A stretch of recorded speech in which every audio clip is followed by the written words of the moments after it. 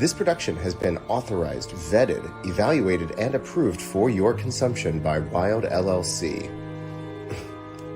You're welcome.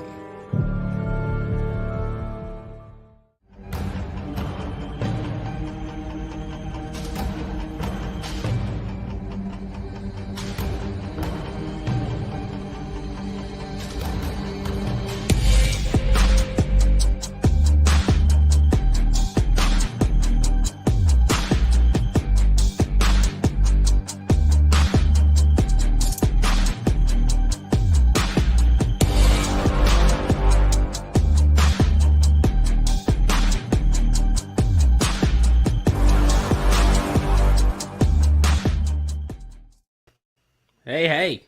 Hello.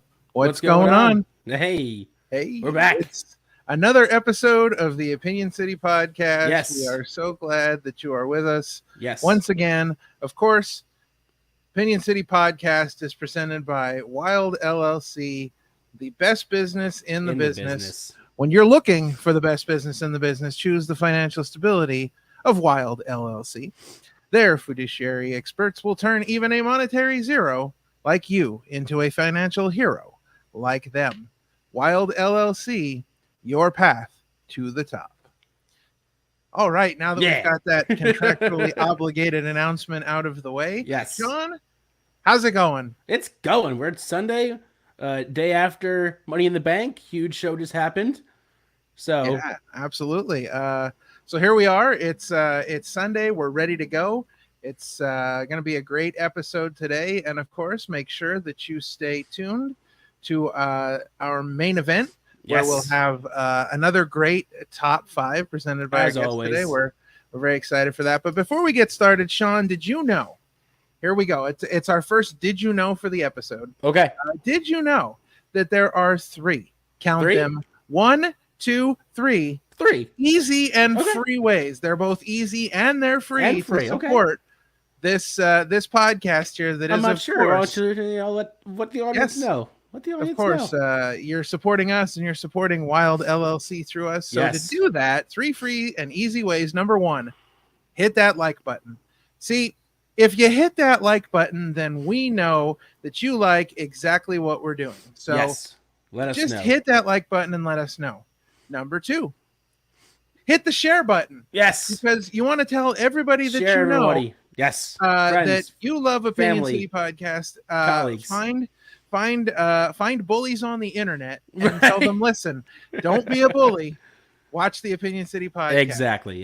And of course, smash the subscribe button. That subscribe button. You know, just pretend that, you know, you've got an amazing beard and you're just like, you know what, my beard is so much better. I'm going to find a subscribe button and I'm going to smash it. Well, smash ours. That way you never miss anything we're doing. No. Of course, if you want to take that just a little bit further and support us in another completely different way, hey, we have merch. Look at that nice design. Look at that. It's beautiful. Beautiful. It's the Opinion City Wilde LLC Let Us In logo. Yeah. And that is brand new on the merch sites. Plus, we've got tons of other merch. You can find those links down in the description. Yes. Of course, follow us at Opinion City Pod to see everything we're doing here at the podcast. And follow at Wilde LLC to see everything that all of our Wilde LLC bosses and I guess we could call them co-workers. Right. You know, I would think so. I would think at this point, you know. Yes. And then, of course, the most important thing that you can do, and we say this every week, and we 100% mean this. The most important thing you can do, of course, is follow and support our guests. The guests. You will see links running across the bottom of the screen for socials. Please follow and support them. Everything that they're doing, it's very important. That's why we're here. We love to support our guests, and we love when you do that as well. So yeah.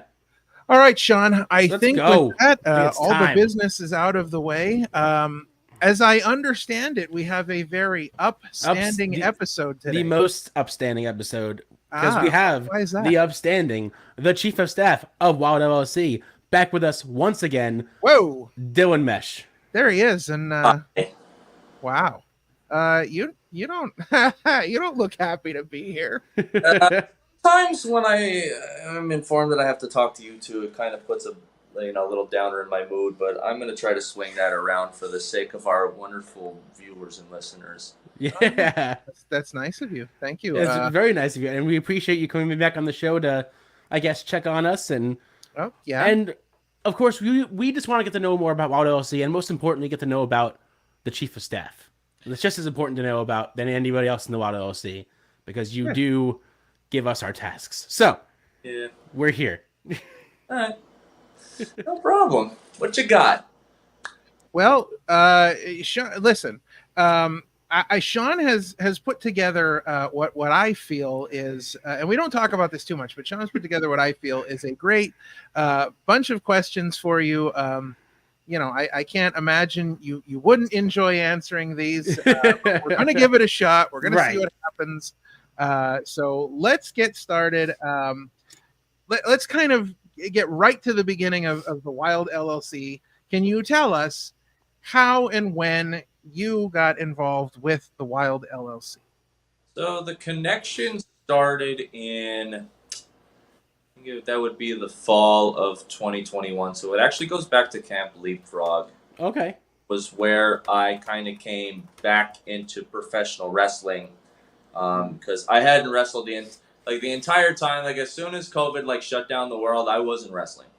So by the time that I was ready to actually get back into the ring, it was the fall of 2021. And during that time, the good doctor was running the Camp Athletic Commission. Mm-hmm. And at one point, he put out a video saying something like he was talking to Johnny Moran, who was with him at the time, about the possibility of expanding. And I messaged him and I said, hey, we would probably get along pretty well, and I could probably get done whatever you need me to. So that made the connection right there, and they did bring me into the fold. I think I literally only did one thing with them. Okay. Before Camp Leapfrog folded, and then from there, the transition over into high tension wrestling. Wilde LLC was formally set up and all that. Again, I got the call just because of the connection right there. So and then I think the first thing that we did from there would have been Christmas Trios 2022. Okay. Where we had a several person advantage almost every single match, and then we choked in the finals where I think we had a 5-on-3 advantage. I'm gonna still blame that on Big Calix for but the record books cannot be changed at this point. So yeah, that's where it all started. It's been rolling along for a couple of years now. Right. So then when were you anointed as chief of staff as part of the Wilde LLC? That was shortly after I got there. I was given my business title, a lofty one, if I will say, really, really high up there. Implies power and responsibility, and I said I need to take this seriously. And I wasn't really told what I was supposed to do with all that. I was just given the title. So I've just kind of done what I felt was needed to be done at any given time. Okay. But because of that, without those parameters, I was able to do things whatever way that I pleased. So a lot of times in a corporate situation, sometimes people just kind of, they pull somebody off to the side if they need to start talking to, and they'll have a meeting with them, and they'll talk about what they need to do better or whatever like that. Whereas when I had the chance, I was able to just kind of walk up to people and slap them in the mouth or hold them over a window or something like that if something needed to be changed. So certain parties that are listening to this might want to take note of that I can kind of do these things, and I haven't been scolded for it yet. So yeah, pretty cool job. So then in lieu of responsibilities, you just kind of go about things as you see fit and just kind of make the job your own, as it would be. Yeah, you just kind of you got to do what's best for the business. If there's something that seems out of line, for the sake of Wilde LLC, it's your obligation to set out and correct whatever's going wrong. If you need to utilize violence to correct that, you do it. So that's what I do. And again, it seems to have worked pretty well. We've only grown in the time that we've formed. So if it ain't broke, don't fix it. Right. Yeah. Right. So then, as chief of staff, how did you build out the rest of Wilde LLC? Were they handpicked by you? Was there a vetting process before they were allowed to join? There was a lot of there were names that Dr. Wilde would bring forth, and we would take a look at them together. There were several names throughout, that a lot of them that came up that were passed along and all that. A lot of considerations, but yeah, pretty much it was always a matter of he would basically just kind of start the vetting process, and then I would come in at some point.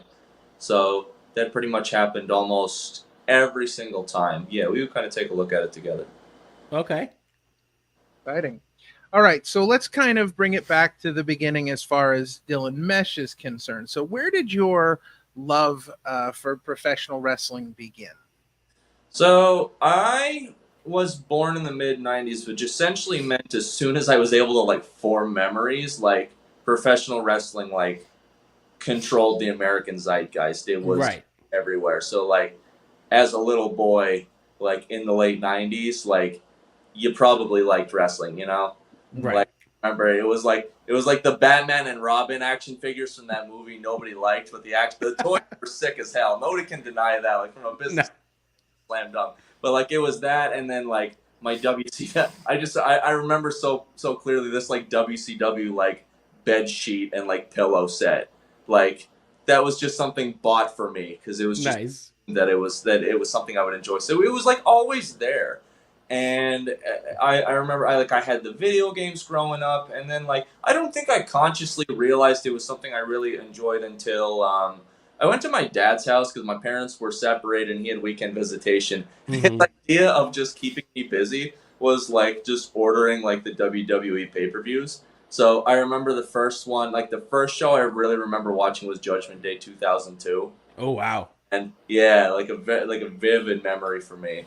And just being absolutely just entranced by what I was seeing. Specifically, the Hell in a Cell match between Triple H and Chris Jericho and the violence that I witnessed at the right eight probably says a lot about me. Actually, now I think about it.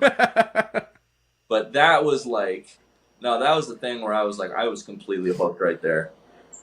Right. Now, what was the one moment in wrestling where you knew it was something that you wanted to do when you got older?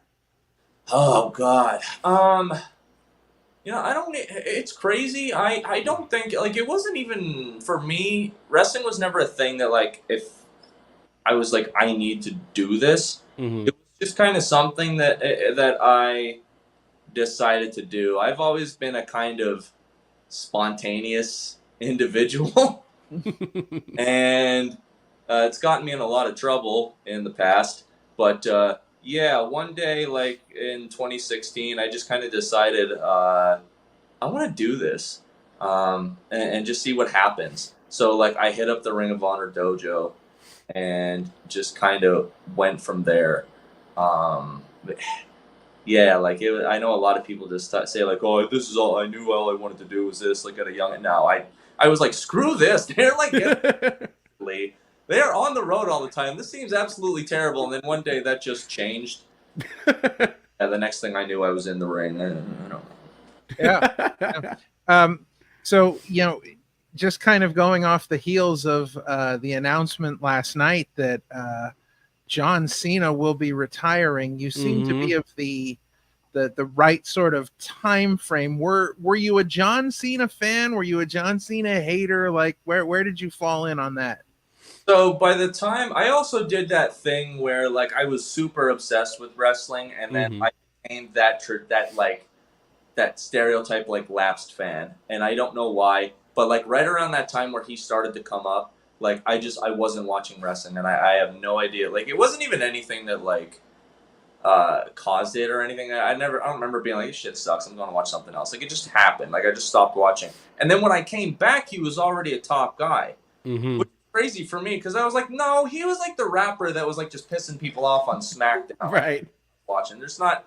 I was all right, but yeah, cool. I guess I can get behind that. Batista was the same way. I remember seeing the cover for SmackDown versus Raw 2005, and those cover, and I'm the hell is this? Why them? And then like I turned on the shows and I was like, oh, because they like became somebody. All right, I see. So like there was a bit of an adjustment period, but then like I got behind him for a while. Okay. There wasn't like he just kind of had this attitude for a while where like he would fight like anybody, and like it was cool. But then something along the way, just like I tapered off and I stopped supporting him. I remember it was after most people did. Like most people had already turned on him by like what was it, like 2006, 2007? It was not long after, I think it was like he initial WWE title run that he won in 2005 when they did the draft. Yeah. Once they made the switch, I think the fans turned pretty quickly. Yeah, go people ahead. were really turning on him. I think the time period where people really kind of fell off the bandwagon with him was where they did the 1 year build up between him and The Rock to their WrestleMania match. Like I think a lot of people really kind of sided with The Rock on that one, because honestly, I think 90% of the promos, The Rock won all of them. Like he was just trashing Cena left and right.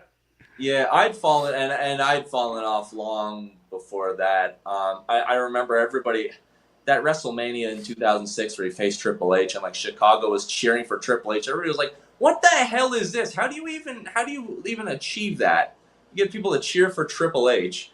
But I feel like it was around even like 2000. I think in like 2008, I was just kind of lukewarm on him, and then like after that, I was like, "No, screw this guy." They were constantly putting people in front of him that I found to be way more interesting. Yeah.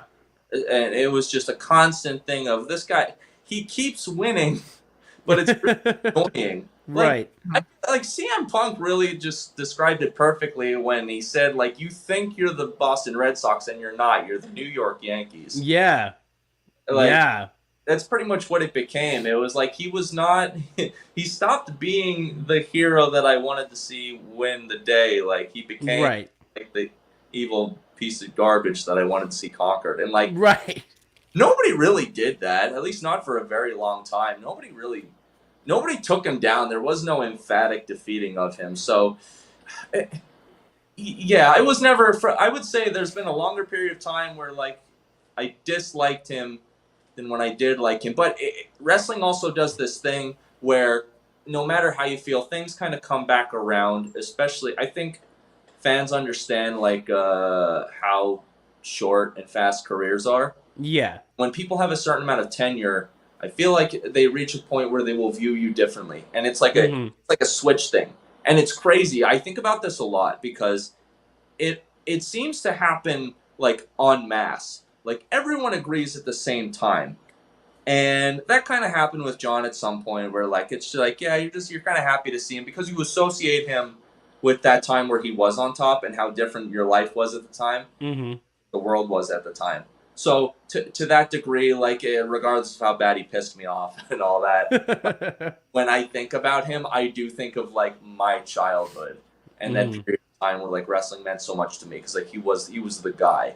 So, yeah, happy trails to John Cena. We'll see how this goes with his little retirement tour. Yeah, one last run and then that's it. Happy trails indeed. I'm so ready for it. Oh man, I can't wait to just wish him well and send him off. Him and his fruity pebbles. Happy trails. You mentioned earlier training at the ROH dojo. Can you talk to us about your experience training under the likes of Cheeseburger and like Delirious? Oh, yeah. First of all, I saw your comment, Laser Neon. You're my boy. Thank you. I am quite awesome. Yeah, that was... I feel so fortunate with the training that I got because it truly was world-class. It really was. So the head trainer at the time was Delirious, and then what they called the assistant coaches were Cheeseburger and Will Ferrara. And it was such well-rounded, like, training. And especially with the stories that I've heard, like, before and after, like, just with some people just being treated like absolute shit. Like, like there was never any of that. So it was such an accepting, like, positive environment. kind of a double-edged sword though, because like as we, you're trying to get better and you're passionate about this thing, and you're just trying to get as good at it as you can. And Ring of Honor, like a lot of the people on that roster, like a lot of their talent, they were around regularly. Which, like, I was regularly surrounded by like some of the best in the world, which is really cool. You can learn a lot from them, and I did. Like Jay Lethal and Christopher Daniels and Frankie Kazarian, and Damian Priest was there at the time. I was around him a lot. It was good point. And I did beat Delirious. I have a shirt, and I wore the shirt the other day. I went to social media manager's house, and I did wear that shirt. And she was like, "What the hell are you doing?" Anyway, I'll remind everybody. But it was kind of a double-edged sword being around people that good, because on one hand, like you will learn a lot from them and you'll learn the right stuff, but like on the other hand, like you're not being compared to them, but at the same time you're kind of being compared to them. It's just you can't kind of pull yourself away from that, even if it's like it's just in your head. So it was, but it was very motivating at the same time. I just kind of kept plugging away and watching these guys, and as a result, like I would do ring crew training with Ring of Honor. And I would have like the best seat in the house. You can see this on the old ROH TV footage. Like a lot of those shows, I'm sitting like in the guardrails, like in the corner, and it was just that you couldn't get a better vantage point to just like watch these people do their thing. Wow, that's really cool. It's gotta be really it's gotta be really awe-inspiring and intense to be in such a historic place training as well, because it's just the dojo is insane just to think about the names that have come through there, and just what's gone on there, to just know that you're a part of all of that. Yeah, it was like almost like straight up like breathtaking the first time that I went there. I went for a tour before I formally signed up in December of 2016. And they like what you see now, like there's a bunch of stuff there now, but like there was even more when Ring of Honor owned it. And then when they moved to Baltimore, they took a lot of that stuff down. They took it with them. But like at the time, just like with how much wrestling I'd taken in, and just, like it was incredible. And it's to the point now where like, so there's a lot going on just in like that general space, but like in the offices and stuff like that, to this day, I've been going there 7 years. I've spent more time in that building than like maybe my own place in Razorback Hollow. And I still find things that I've never seen before. That's crazy. It's insane. It's insane. Like action figures and keychains and stuff like that. There's an Okada, like the little Okada box that like fall from the ceiling when Okada does his entrances sometimes. Yeah. There was one of those that I just found like laying around from God. Like it's insane. The first time I was in the office there, I saw the tape collection on the wall, and I was like, "This is like I could just live here, right? And just watch nothing but the tape collection." Right. Yeah, you could never get through all of it in a lifetime, probably. It's always been there for tape study. There's when you look to the right, I know what you're talking about. There's the actual like VHS tapes, and then along that same wall, there's a rack filled with DVDs of wrestling shows. However, the most important one that we always tell people, especially new students, is the Dragon Ball Z Bardock movie is on there. For reasons I don't understand. So we started this thing where we were like, hey, like this is for tape study, but that one right there, like you have to watch this, or like you're not gonna get what wrestling is about. So like come back and like tell us what you thought. And there are right and wrong answers, and put it right back where you found it, or I'll break your fingers. I don't know why it's there, but yeah, it's crazy. Like just anything that you can imagine, like you can just pick up and watch like at any time to get inspiration. Right. That's incredible. Yeah. So go ahead. Go on.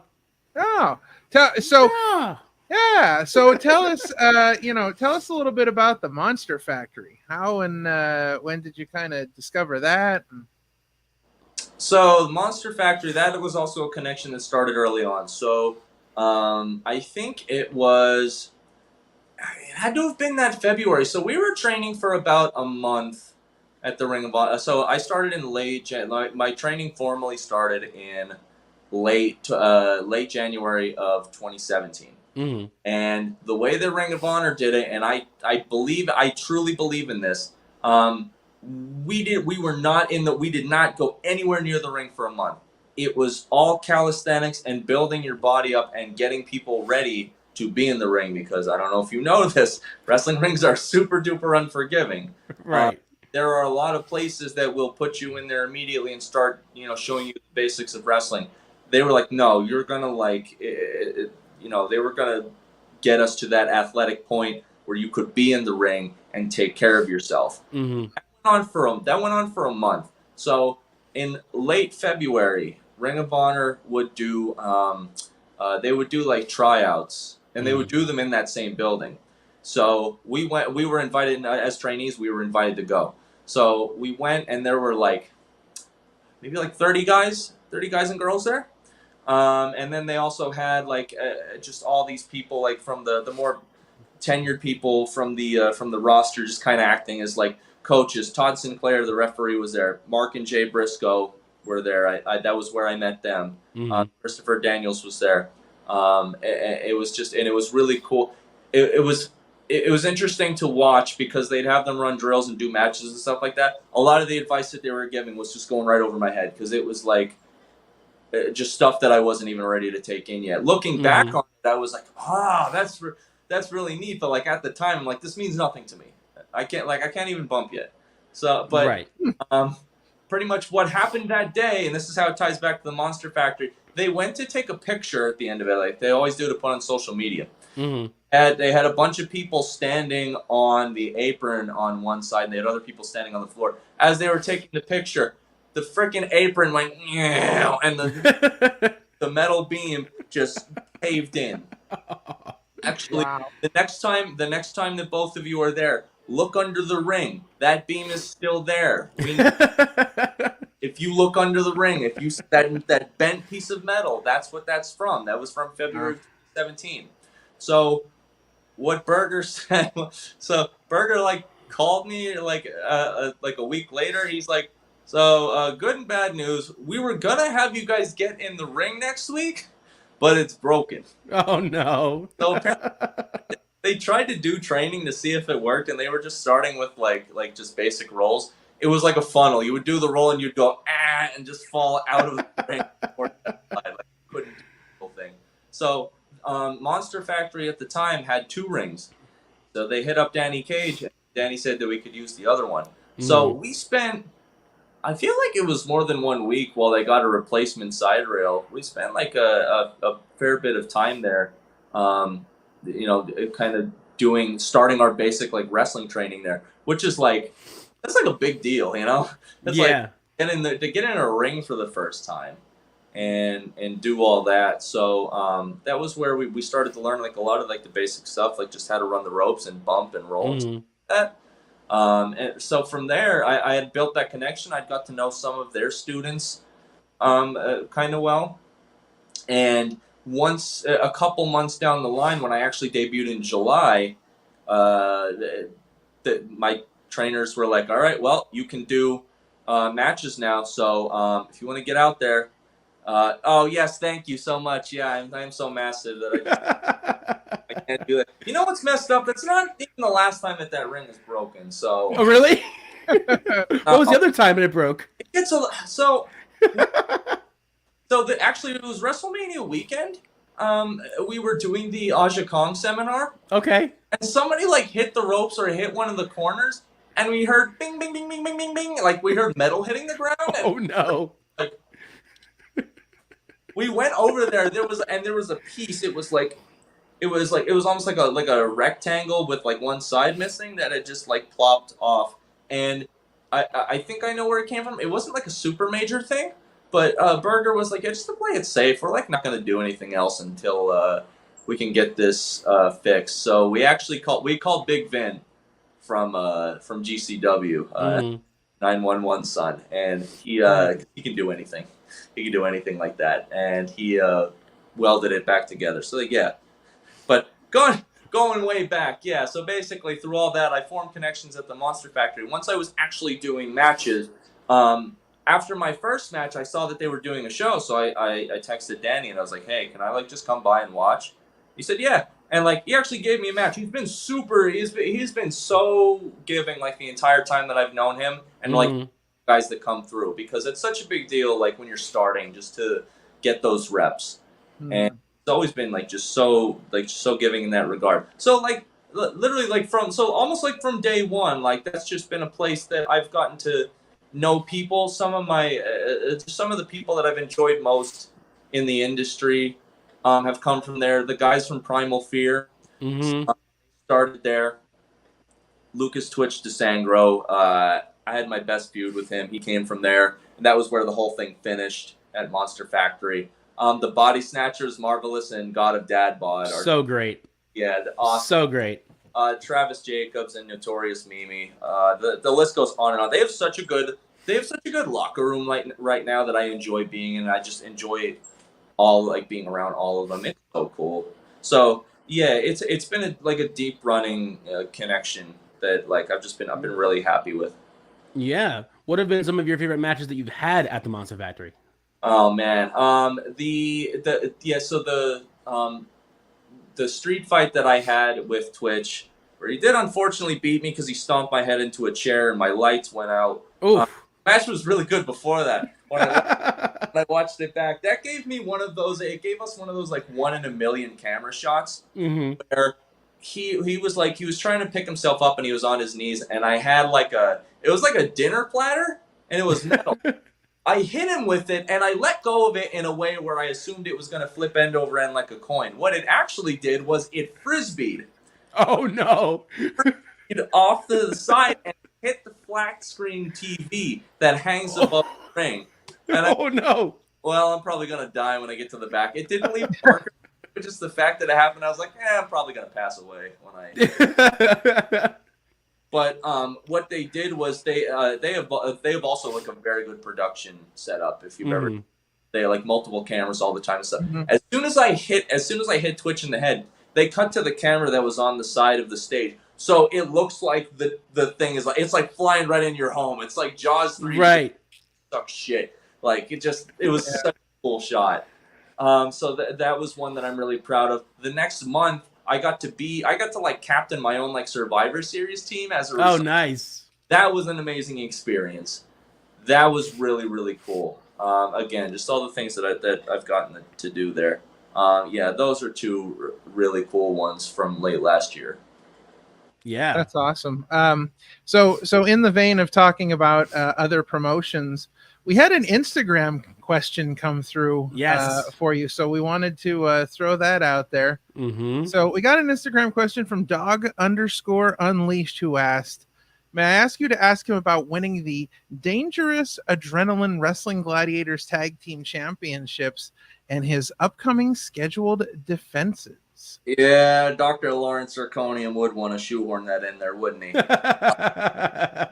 Another guy that's been that was just so crucial to me getting the opportunities I needed when I was first starting out. And then as I started to figure out what I was doing, has just become a colossal pain in the ass, as you can see. It's not stopped me from doing business with him over and over and over again. So one of the when I was young in my career, I got paired up with someone in Dog named Daredevil Dave Dahl, who had way more experience than me. And that was a pairing that was going really well. And even after the pandemic and all that, and we picked things back up, me and Dave were still teaming there after all this time. So basically, the team that was the biggest thorn in our sides were the ones that were the tag team champions there. That basically, essentially that entire time, the old school empire, made up of guys named Vinny the Fixer and Patch. So, yes, I would 100% shoehorn. Yeah, you would. That's why I know. I'll explain to them how you operate. You don't even need to do it yourself, man. But yeah, basically, like we could not find a way around their tag team champions. Like they had our number constantly, no matter what we did. And then this past April, they finally showed their hubris when Patch wasn't able to make an event, and Vinny decided he was going to move forward and he was going to defend the tag titles against both of us. So it was a handicap match. Well, that was his undoing because me and Dave won, and we won the tag team titles. It's currently sitting in my closet where I'm trying to get the leather to loosen up because that was the other thing that I was tasked with. So, I'm not just a wrestler. I also I do leather work and apparently like that as well. I don't get paid. Let me put it that way. We have a fan, Scott Rand, saying, "Hey, where can I grab a Dylan Mesh shirt? Let's see that shirt." Yeah, hell yeah, Scott. So this is the first ever shirt that I had made. This is actually the one that says Pennsylvania Warlock. Okay. Yeah, because I was kind of into occult shit back in the day. That fired pretty hard. If you think that fireworks can blow up in your face, yeah, try messing with things no human should be. Anyway, there's a version of this available that's updated that says Upstanding, but if you go to Brainbuster Tees and you search for Dylan Mesh, you can find all my gear there.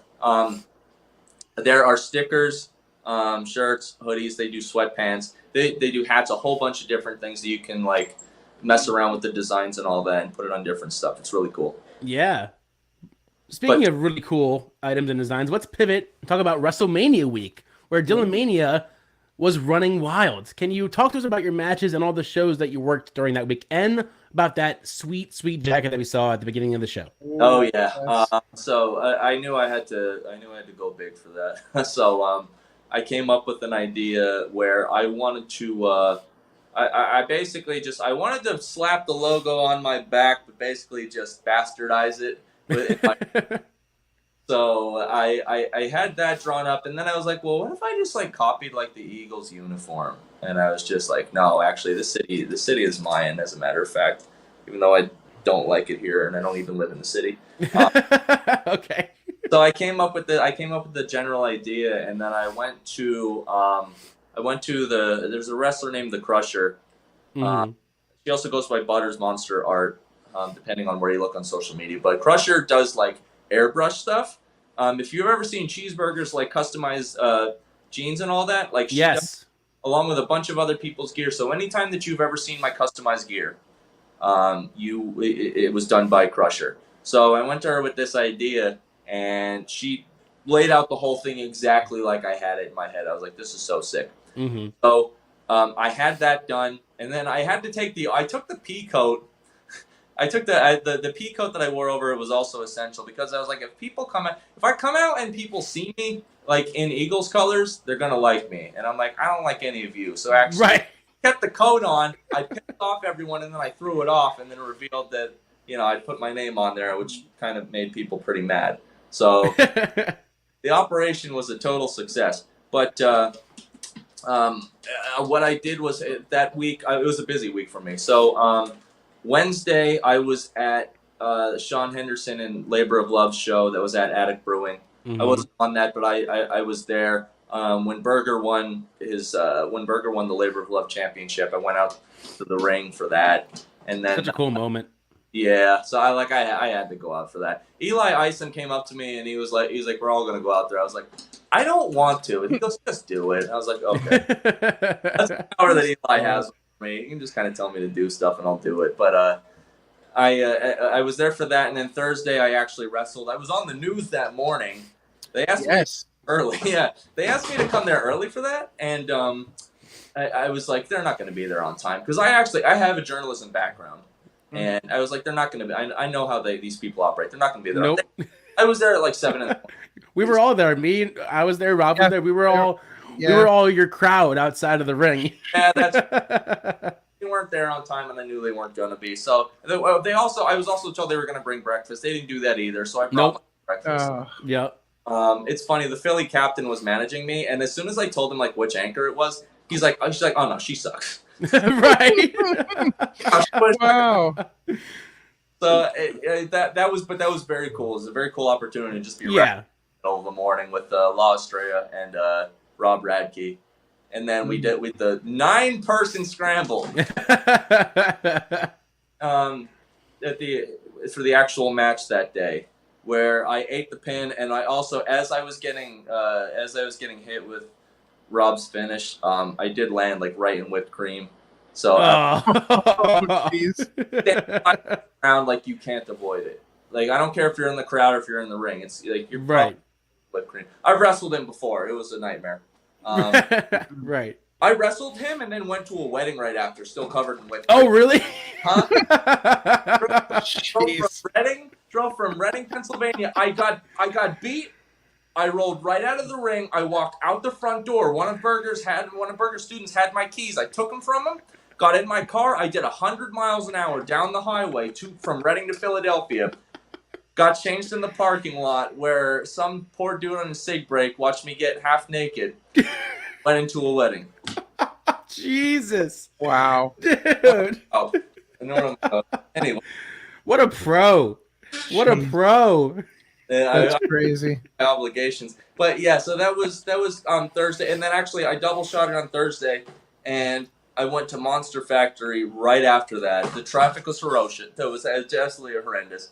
And I wrestled a Jay Stong who's from Texas. He's the guy who came up with the wobble dance, actually. Right. Oh, wow. Yeah. Okay. Him and Oliver, and I teamed with a dude named Trax, who actually I knew from OTW, which was also from when I started. Okay. Which was very cool for me. And then Friday, I was at the Aja Kong seminar, which was incredible. I got to wrestle Max Sterling in like a little practice match. Classy Max Sterling, another guy that I just absolutely adore. That was great. And Aja Kong told me I have a good drop kick. Like, nice. That's awesome. That's awesome. English said good drop kick, and I was like, right. Don't tell me shit anymore. Yeah. That's amazing. And then that was also, I don't know if you remember that. I think that was the day that like I-95 broke again.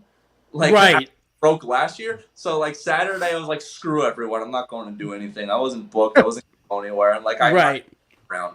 Forget this. And then Sunday we had the show at the Worldwide Dojo where we had a whole bunch of we had an international talent from Ireland and stuff like that. It was so cool. Yeah.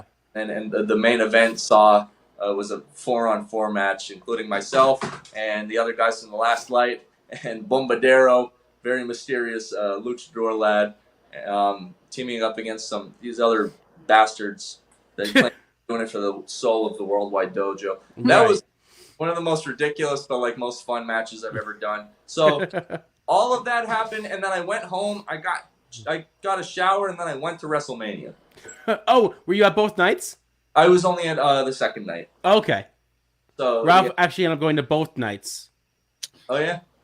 Yeah, it was so it was a lot of fun. I have been to WrestleMania before, but this was the first time that my wife had been to WrestleMania. She she's been getting more into wrestling the more time we've been together, and so but she's never like we go to indie shows, we go to like the LVAC, Labor Love, stuff like that, but she's never been to anything that massive before. And when I've been waiting for WrestleMania to come back to Philly for a long time, so as soon as they announced it, like we started planning the trip. So it was nice, and we had good seats. We got club level seats. We actually found them on eBay, so we had decent seats, and it was a fun time. So is it true, Dylan, that you once wrestled a Wednesday afternoon at Rowan College of Burlington County? The event was a doubleheader with Moo, the emotional support cow. Yeah. Oh my God. Wow. That was I think last year was a Thursday, but it's just still like a bizarre like afternoon circumstance. But yeah, twice in a row now, Dog has run events at the rowing university, but their satellite campus. And yeah, so this year it was actually outside. Last year we had to do it inside, even though it didn't even end up raining. Okay. But this year, yeah, we had. I don't know what this school's mentality is. I guess it's like April and it's like getting to finals time. So they're like, we're gonna have a big ass cow on the lawn, and then we're gonna also have like wrestling over here, slightly like 50 yards away, and that should. So, yeah, that was another successful title defense for myself and Dave as we faced what they call themselves, the world's sexiest tag team, which was God of Dad Bod and his child, little Matthews. Nice. So no, that was a lot of.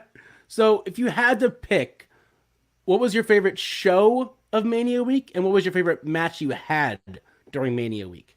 Oh man, my favorite show. Well, I mean, the one that everything was so crazy, and I was trying to do so much that like there weren't a lot of shows that I got to see the entirety of. So, I mean, but as far as like one to watch, I mean, how do you beat like WrestleMania, like just actually being at WrestleMania? You know what I mean? Right. Mm-hmm. Like, just that atmosphere was crazy. So night 2 was a very nice night too. Just sit there and like enjoy it. Even with the controversy of the blinding lights. Right. I don't know if you were sitting in one of those seats, but I was not. I lucked out. We were so the end zone pointing directly. We were like in the corner of the end zone, pointing directly toward the stage. So it was. We were okay where we were at, but I'd seen some footage of that, and it was just unbelievable. Yeah. They were doing it every once in a while. I was being a little over dramatic with it, but I really right. did the joining in the chance of turn the lights off. Right. Kill the lights, and then they would like bring them back. Like, are you listening or not? Are they that? Like, I don't know how important the lighting can be that you have these blinding white lights like up in the nosebleeds where the cameras aren't looking, but you do you. Yeah. What do right. production? So that was really cool. As far as my favorite match was probably the one that I was actually in, that main event at the dojo, because we went for, I think the actual match time was, it was like 37 minutes. Oh, like, wow. And that doesn't even include like the shit that we were doing like during our entrance where the cutout of John Cena came out. Could have turned out he wasn't actually going to help us. There was so much going on. Berger hates that match. Berger hates that match, and we're like, I don't understand why. He was like, because it was completely ridiculous. And I was like, all right, well, maybe it was a little masturbatory. Maybe people enjoying the most were in the ring. But I'm having a hard time caring about any of that. Right. So, when you're not handling Wilde LLC business, and I can understand, that takes up a good portion of your time. Yeah. You've got a lot of responsibilities. You're high up there on the food chain as far as Wilde LLC goes. But when you're not kind of handling your various Wilde LLC duties, what does the upstanding one like to do in his spare time? And I understand, today you're sort of the down sitting Dylan Mesh. You're not the upstanding. So I understand, but what kind of things do you like to do in your, upstanding time? Well, one, your jokes suck, and two, I wasn't going to stand up and waste energy on you. Well, one thing I like to do is hang out with my cat, who's being incredibly bad right now. Like, come here, you little fucker. Oh. We're gonna have a cat in the shot. We're gonna meet, oh no. meet the chief of staff's cat. Now, everybody's well aware that I like the cat more than any of them, but he's very smart. He knows how to manipulate his feeder.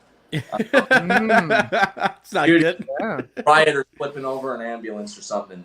Like he's crazy. Stop that. Hanging out with him. I play bass guitar, like not well, but I play it. Oh, nice. Yeah, so that's fun to do. And I like, especially now that the weather's nice, I love playing disc golf. Nice. I had my family actually was owned a golf course in up in the coal region. Mm-hmm. And so like I would play. I played regular golf for like years. Mm-hmm. Just because like I could play for free, like it was the hobby that paid off. But just golf is a pain in the ass in a lot of different ways. So like when I learned that there was an alternative that was like cheaper and right, every single way. I was like, yeah, sign me up for that. So I've been going out and doing that a lot lately.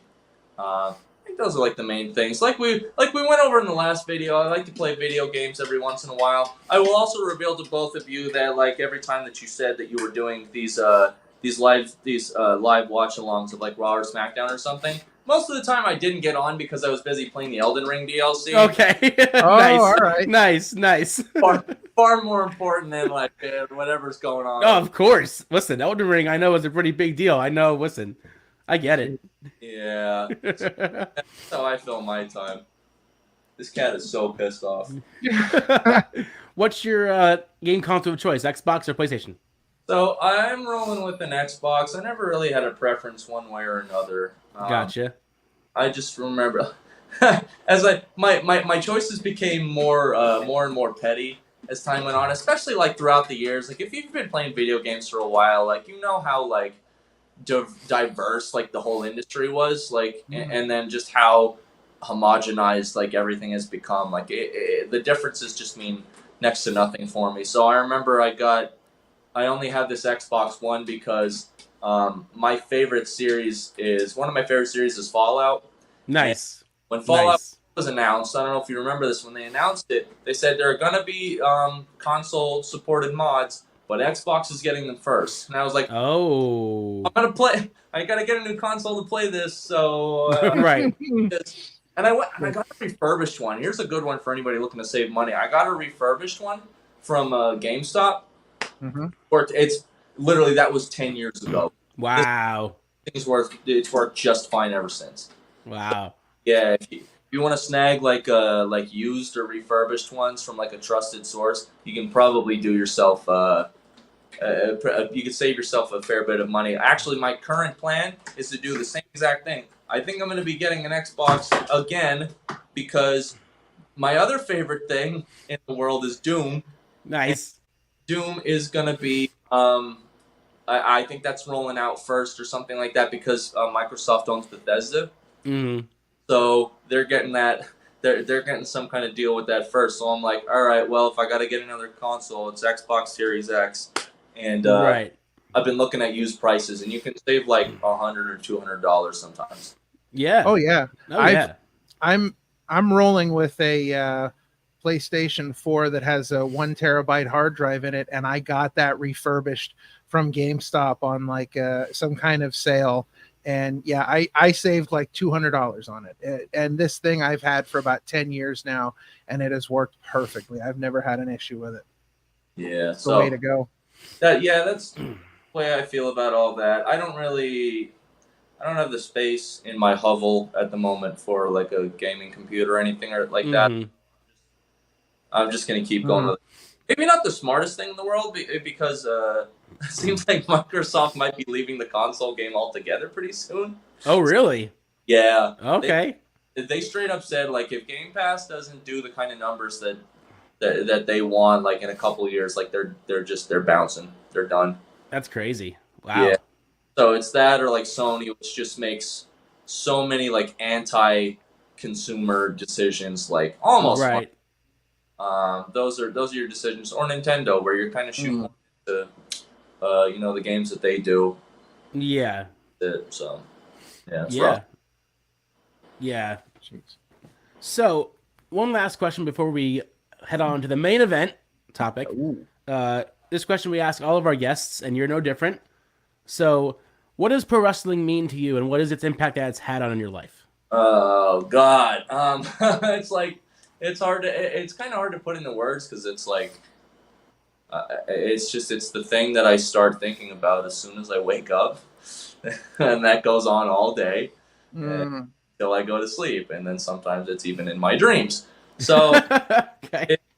Before I got into wrestling, it was just the thing that I enjoyed most and inspired me the most, and it was just like the most like the coolest thing in the world to me. And then like once I actually got into the business, it just became the thing that like it's the thing that like fuels me. It keeps me going. Like it's just the thing that I can work towards every day, which I think is a big deal because not everybody has that, and I feel like you can see how it affects it affects people. Like I feel like parenthood is an easy one where like people live for their kids, but like some people like just straight up like just wake up to go to work and come home and go to sleep, which sucks. Mm-hmm. And like I don't have that problem because of wrestling. It's allowed me to see places in the world that I would have never seen otherwise. I've been out to the Midwest because of wrestling. I helped with I was out at Bound for Glory in 2019 for that out in Chicago. I've wrestled in Indiana. It's taken me as far south as North Carolina, where Wow. I wrestled in a flea market that was 95 degrees. It's a wonderful freaking experience. Oof. Yeah. I've been to Canada twice. Like these are places I would have never seen without wrestling, and like travel is just something that's like a really big deal to me. And like you kind of just wrestling kind of just will do that for you. It'll kind of help you along in that regard. So there's been that. The people that I've met have just been I've just met some of the coolest people. Everybody in Wilde LLC. Some people say that bullshit about like, oh, we're not a business, we're a family. No, like these are people that like I actually like. Not everybody, but like the higher ups, because like a lot of the underlings, like I enjoy kicking them in the head and stuff like that. And I don't really talk to them, but like the people who matter, like they matter to me. Mm-hmm. And then like I probably most is wrestling showed me like what I'm capable of. So like I don't know, it just kind of really helped to form who I am now. So like even if something happens where like if tomorrow came and like I wasn't a wrestler anymore, like I'm a better person for it. And like whatever I decide to do after that, like I know I'd be able to do it well just because like I was a wrestler. All right. Amazing. Excellent. Yeah. Excellent answer. And it just well, speaking for the underlings, we love getting kicked in the face. That's our favorite thing to do. So. Good. Yeah. So with that, we're going to take a short break. And when we return here on Opinion City, on our Upstanding episode, we're going to have an Upstanding top 5 from the down sitting Dylan Mesh.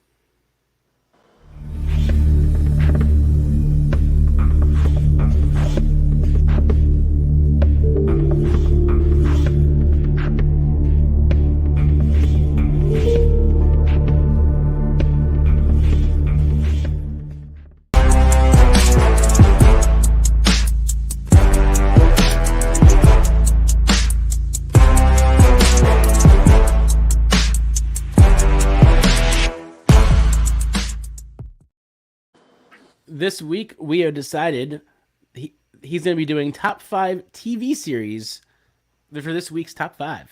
I'm excited. I'm excited too.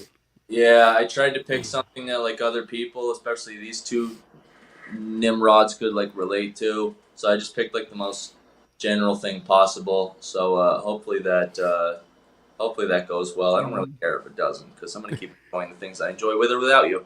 But yeah, I tried to think back to like the things that I watched most recently that I enjoyed. The problem is I don't like sitting still, so like I don't watch a ton of things.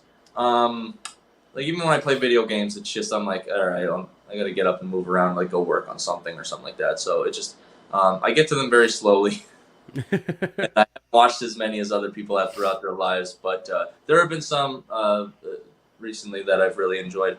Number 1 would be one that I just got back into just yesterday, and that's Black Mirror. Ooh, yeah. Black Mirror is you gotta really be in a proper headspace. Right, yeah. Some of those episodes are dark. Yeah, like, real dark. You gotta be in the mood to possibly be anything but happy. Right. Because not all of them are like that.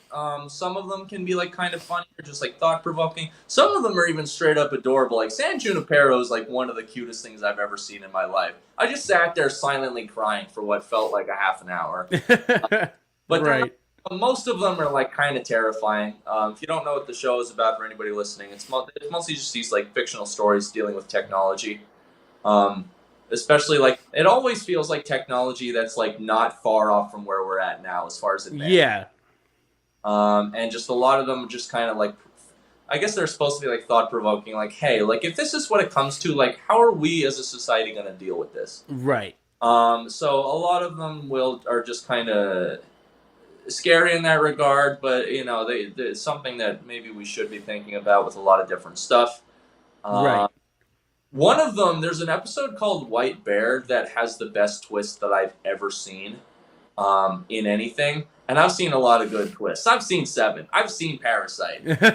Right. Both of them. I watched it with an old roommate of mine. We didn't stop thinking about it. We couldn't sleep that night. Like, I woke up the next day and I was like, "You still thinking about it?" She's like, "Yeah." So, right. Yeah, that's an amazing one. You have anything to chime in with, or do you want me to go to 2? Let's go with 2. Yeah, let's do it. All right, so number 2 is another one. An anime that I watched recently was Berserk. Okay. Oh, okay. All right.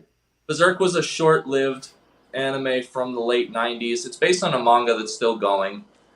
But it came about because, if you know anything about it, when the eclipse happened a couple months ago, an eclipse is a very big part of that story, so everybody started bringing it up, and I was like, I'm interested.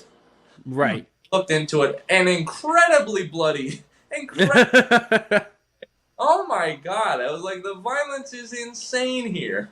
But like, and it's a very short, and it's I think it only runs like that original runs like 25 episodes, something like that. Oh wow!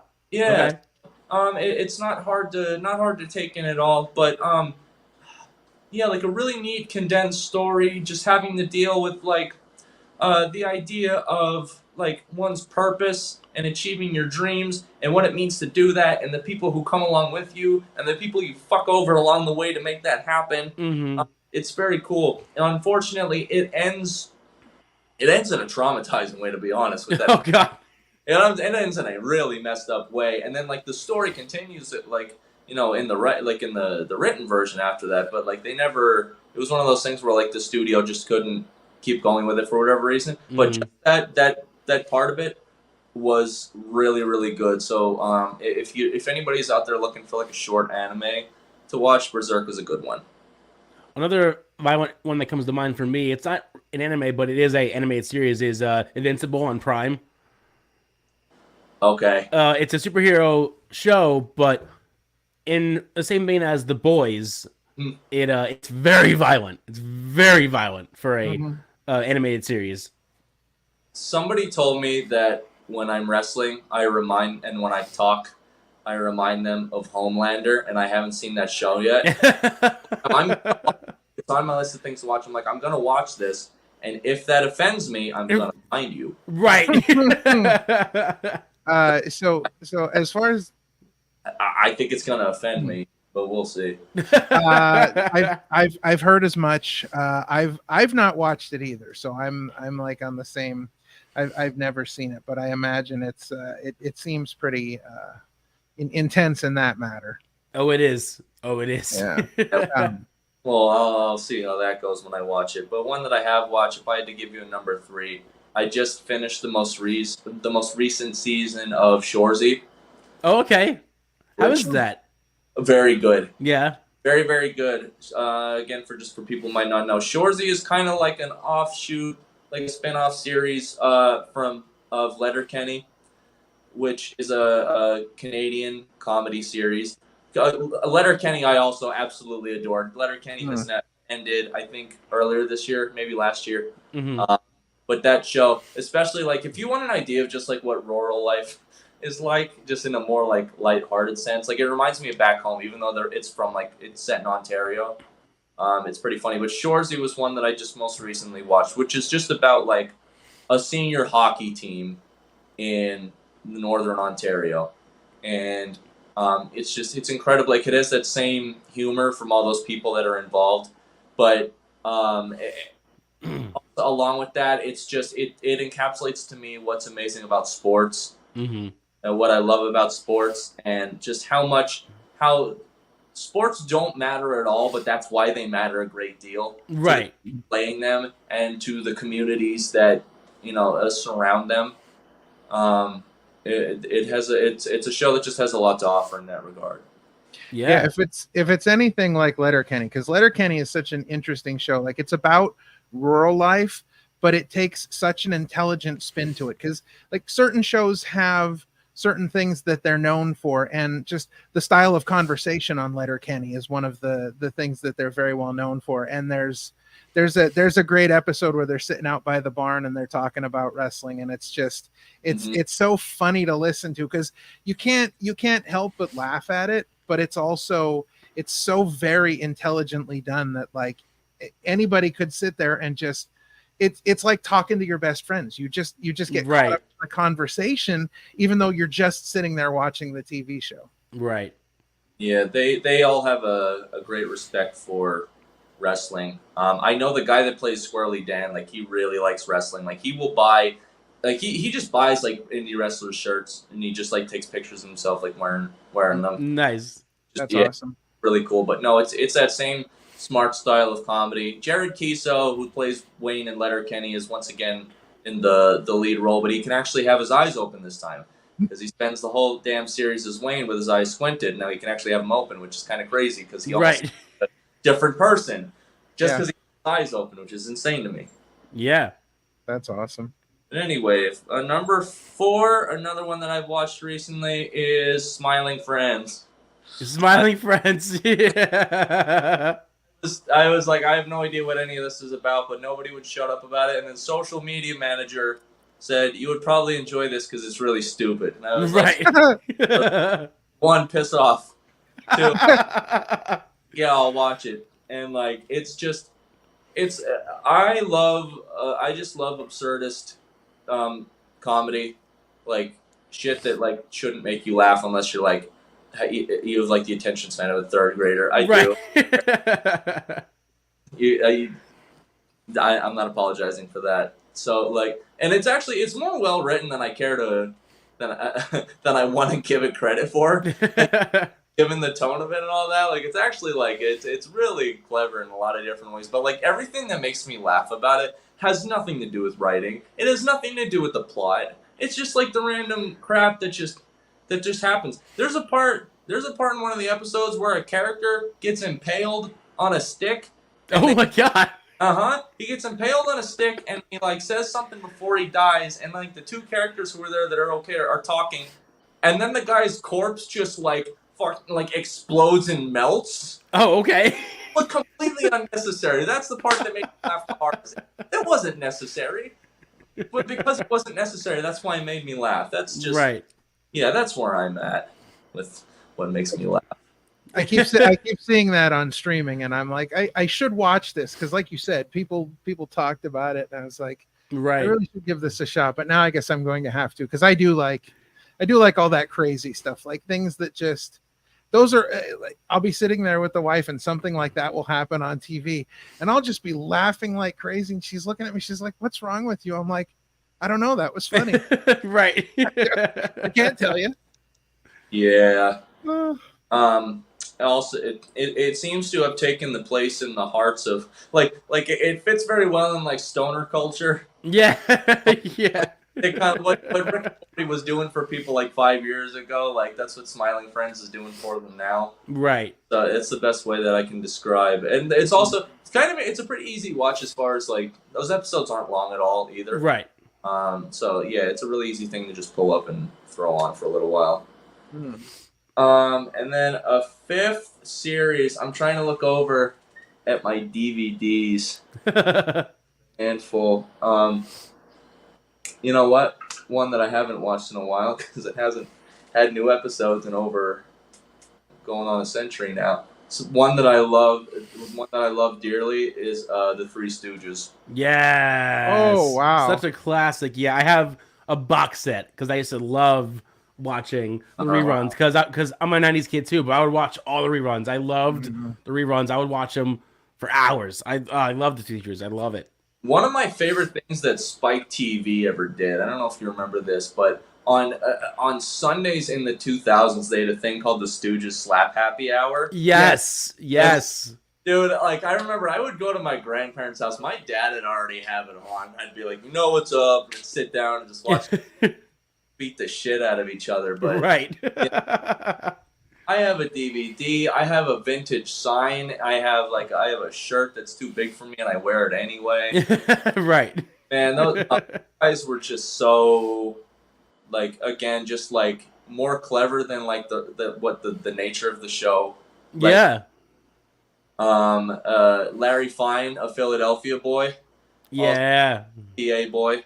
I don't remember what building. There's some restaurant on South Street that like has a big mural like dedicated to him. Oh yeah. Yeah, I can't remember. Okay. I think because like he was like born on that block or something like that. Gotcha. Yeah, Three Stooges rule, man. There was, and I don't know if anybody out there remembers this, but there was, for the original Nintendo, there was a Three Stooges video game, and you played as the Three Stooges, and you had to raise money for, I believe it was an orphanage, and so you had to play all these crazy little mini games and beat the mini games to win money. And then make enough money to save the orphanage, and I could never make enough money. I could. This is like, everybody talks about like all these, crazy hard video games, and I'm like, Three Stooges on Nintendo just escaped me. Like I could not make enough money. But yeah, there is a Three Stooges game for the original Nintendo. Crazy. What kind of concept is that? Because those games were all so hard back then. I know. Remember Lion King? That was one of the hardest games to play. Was the Lion King? Like, what's the worst thing that can happen? Like, Simon Belmont doesn't kill Dracula. All right, that doesn't affect me. You lose, and like this orphanage is screwed. Oh my God! Right? Yeah. It's crazy. It's the Three Stooges must rescue an old woman's orphanage by earning money in mini games based on the various Three Stooges films. That's crazy. These include cracker eating contests, boxing matches. Those are to players select mini games by timing a button press as a hand randomly points to various symbols representing in-game events. It was just sounds crazy. There's 30, so each event takes up one in-game day, and players have 30 in-game days to earn as much money as possible. Crazy. Wow. Yeah. So I remember that vividly, and I just remember, not ever doing well enough, and I was like, oh, not again. But fun times. That was a great list. That was great. You have a very sort of varied television watching appreciation. You're kind of all over the place in different things, anime and comedy and all these different things. Yeah, it's very cool. Yeah, I try to. There's a lot to offer out in the world, so I try to get as much of it as I can. All right. Well, now that we've gotten through our top 5, before we get out of here, we are going to talk about some upcoming events.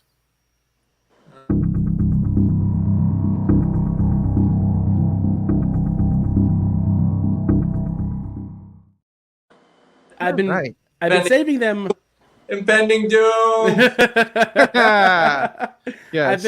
I've been saving this for this segment because it seems that your cohort has given you your schedule for you. Dog Pro Wrestling has announced that you and Dave Dahl will be defending the Dog Tag Team titles on Saturday night, September 28th, against a to-be-announced team. Now, hold on. Now, he said that because he knew that I was going to say it, even though I don't think he wanted to cut me off at the pass. He also said if the War Devils retained, they would be defending against former Dog Tag Team champions, the Old School Empire of Patch and Vinny the Fixer on Friday night, October 18th at the Pennsville Middle School. He also added that you will also be in action at our sister promotion, MAWA, on September 7th. Correct. So, well, is there anything that hasn't been announced for you by someone else that you'd like to announce or talk about? The Dr. Lawrence has taken that one away from me. The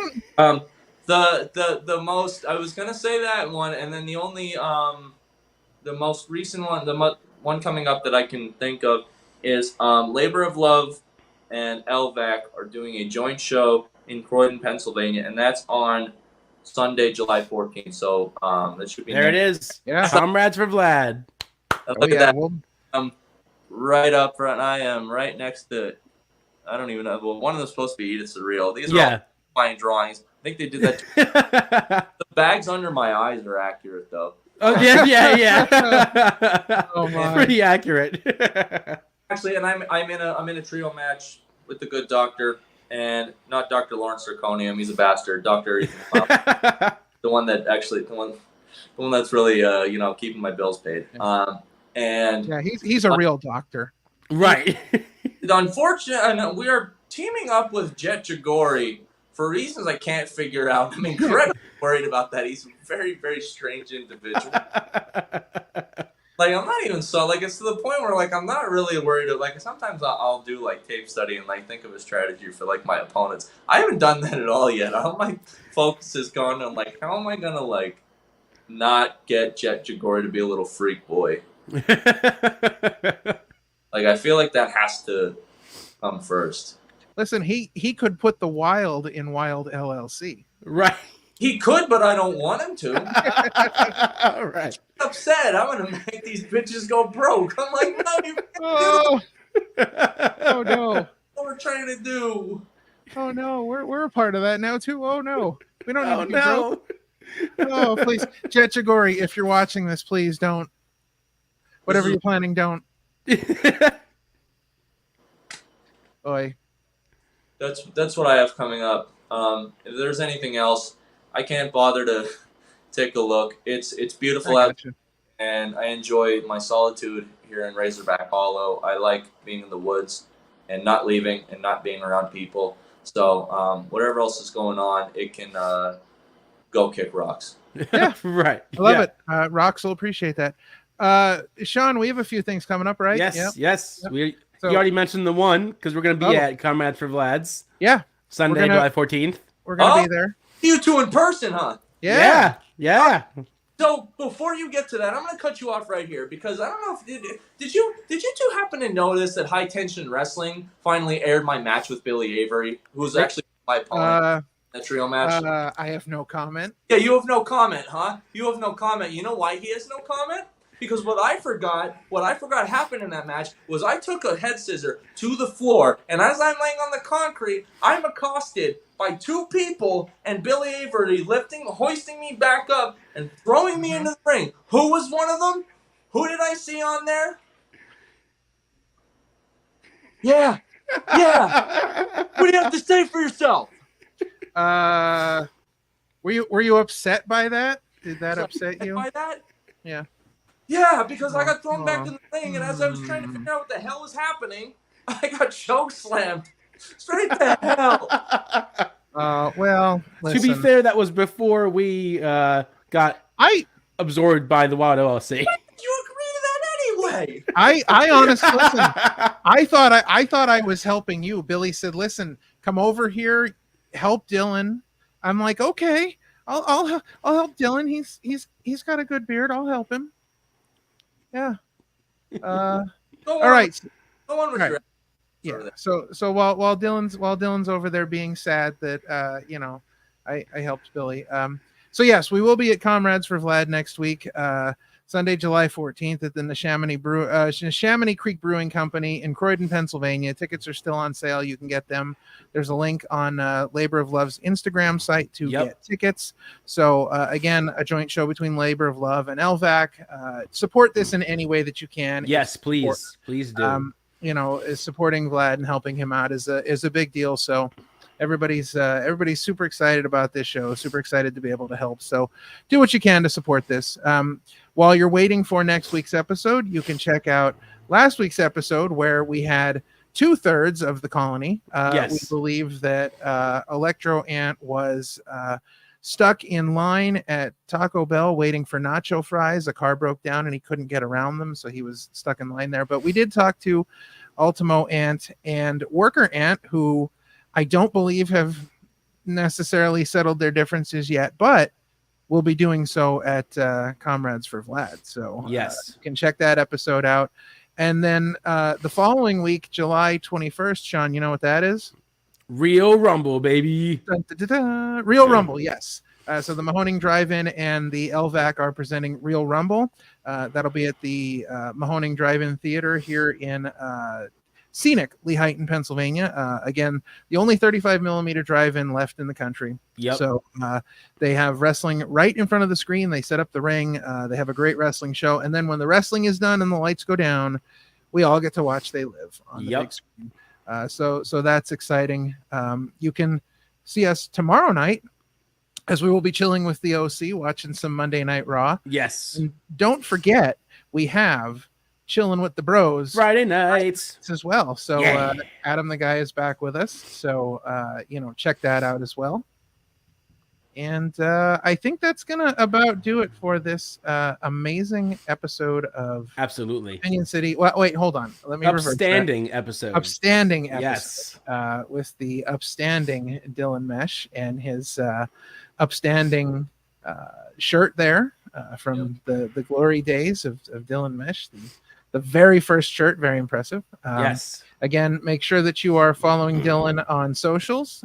Make sure that you're checking him out on brainbustertees.com as well, where you can get a version of that shirt and plenty of other wonderful Dylan Mesh merchandise. And please make sure you're supporting all the endeavors by Wilde LLC as well. Yes. You can see those guys all over the place everywhere. They are taking over.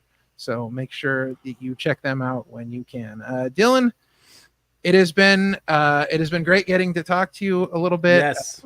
I apologize for anything that may have offended you, because I'm sure that look on your face is partially directed at me. So I apologize for anything that we've done to offend you. Hopefully your day will get better now that you've had a chance to talk to us. I'm sure that that's the highlight of your Sunday. So, look, I know I give you guys a hard time a lot. Yeah. Being our underlings and all that. But look, at the end of the day, this went pretty well. However, there is always room to improve, and you need to improve. You need to do better. And here's another thing. You need to do better. So work on that. Come up with all right. Better, and then actually do get better, and then come back to me, or there will be consequences. Understood? All right. Sounds good. Well, thanks for giving us your time today. Thanks for joining us, and we'll talk to you in a few moments here after we wrap things up. All right. So, all right. Yes, another great episode of Opinion City is in the books. Yes. It has been a great time getting to chat it up a little bit with Dylan Mesh, find out a little bit more about the man behind the beard.